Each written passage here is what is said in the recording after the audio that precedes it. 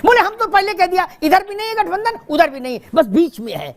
ऐसा नहीं हो सकता भाई साहब, बाकी लोग रोटी नहीं खाते क्या? भारतीय जनता पार्टी को सत्ता से बेदखल करने में सब लोग का सहयोग रहे। टाइप कराते जाओ और को नहीं अमिताभ जी ऐसा नहीं करो, हम लोगों में प्रेम बहुत है, हमको बोरा समझ रहे हो, ये खुद को ज्यादा होशियार कि आपने कमलनाथ जी की बात कही। देखिए मुझे बड़ी तकलीफ हुई अमिताभ जी कमलनाथ जी की बात से। जय श्री राम दोस्तों आज का डिबेट काफी जबरदस्त होने वाला है, इसलिए आप लोग से अनुरोध है कि डिबेट को अंत तक देखिए, क्योंकि आज के इस डिबेट में सपा के प्रवक्ता और कांग्रेस के प्रवक्ता बोल रहे थे बीजेपी देश में कोई काम नहीं करता है, इसलिए बीजेपी को जड़ से हटाना है।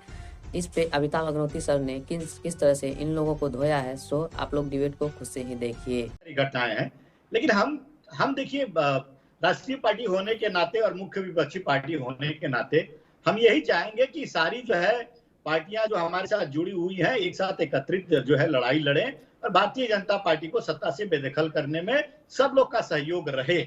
और देखिए आप ये अगर 40 सीट जीतते हैं तो इसमें इंडिया गठबंधन के लिए और अच्छी बात है, लेकिन 40 सीट अगर ये जीतते हैं फिर भी कांग्रेस पार्टी का समर्थन और कांग्रेस पार्टी के साथ ही ये सरकार बना सकते हैं।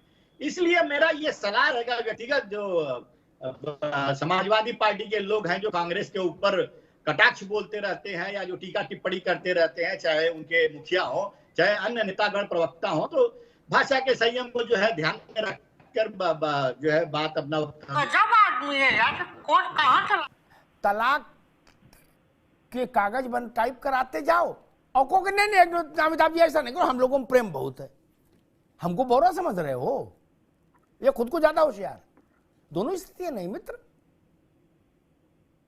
हमको दिख रहा है कि दूध में नींबू पड़ गया।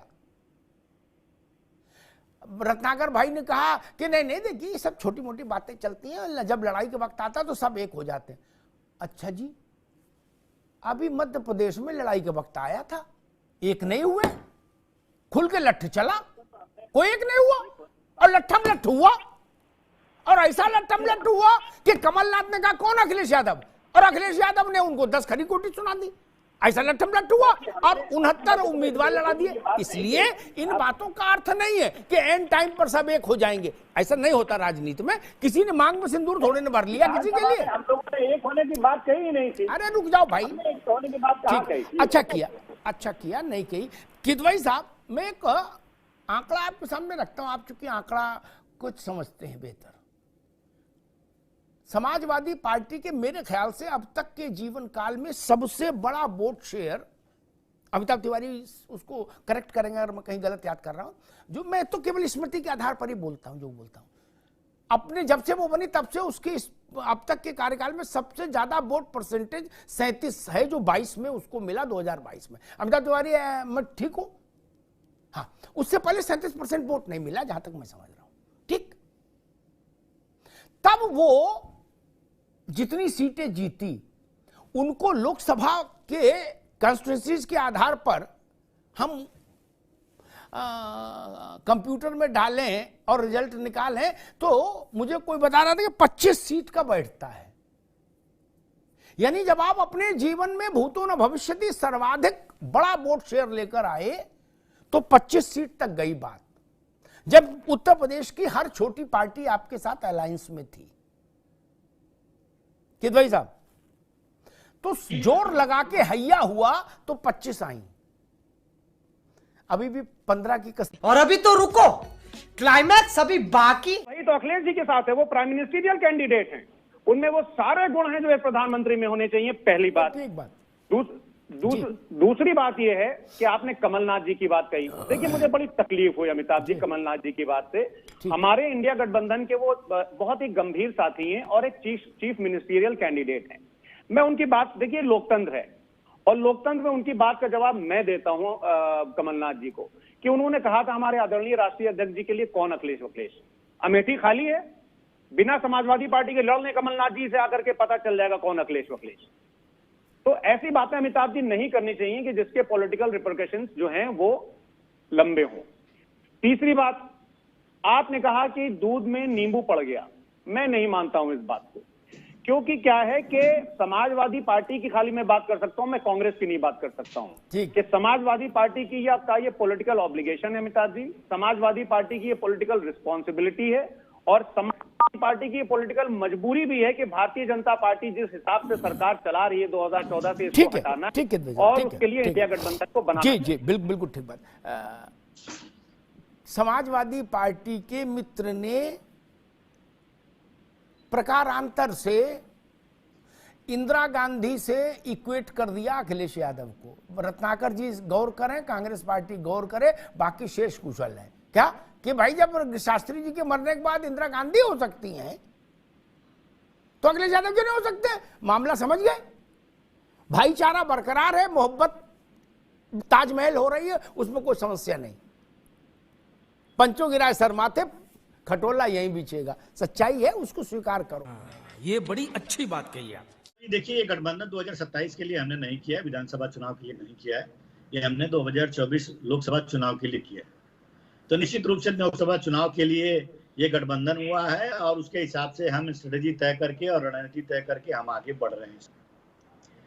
लेकिन मैं एक बात पे आना चाहूंगा, प्रशांत भाई कह रहे थे कि इंडिया गठबंधन के बारे में कि इनका कोई अस्तित्व नहीं और सिर्फ नाम मात्र गठबंधन है। लेकिन मैं ये बता दूं आपको कि पिछला उपचुनाव जो हुआ है, अभी 7 सीटों पे उपचुनाव था और 7 कैंडिडेट थे, लेकिन हम लोगों ने आपसी सहमति पे जहां पे जिस पार्टी का कैंडिडेट मजबूत था वहां पे हमने खड़ा किया और उसमें नतीजा आया यही कि 7 में से 4 सीटें हम तो जीत गए।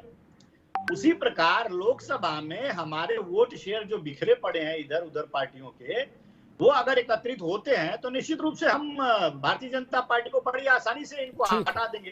तो ये तो शुरू से ही इस चीज को जस्टिफाई करने में लगे हुए हैं कि इंडिया गठबंधन कमजोर है, धरातल कमजोर है, नींव कमजोर है, ये तमाम तरह की बातें करेंगे। लेकिन हम एकत्रित लड़ते हैं तो निश्चित रूप से भारतीय जनता पार्टी के लिए बहुत बड़ा डैमेज करने वाले हैं। ये प्रशांत भाई भी जानते हैं। ठीक है रत्नाकर जी, ठीक है। मैं किदवई साहब के पास चलूं। अगर मैं भी रीजनल पार्टी होता, अखिलेश यादव की पार्टी होता, नीतीश बाबू की होता है या आरजेडी का मेरी पार्टी होती या ममता बनर्जी की पार्टी, तो मैं कांग्रेस के इस बयान पर सबसे ज्यादा नाराज होता। क्या कि ये गठबंधन ना आगे के लिए ना पीछे के लिए, केवल 24 के लिए है।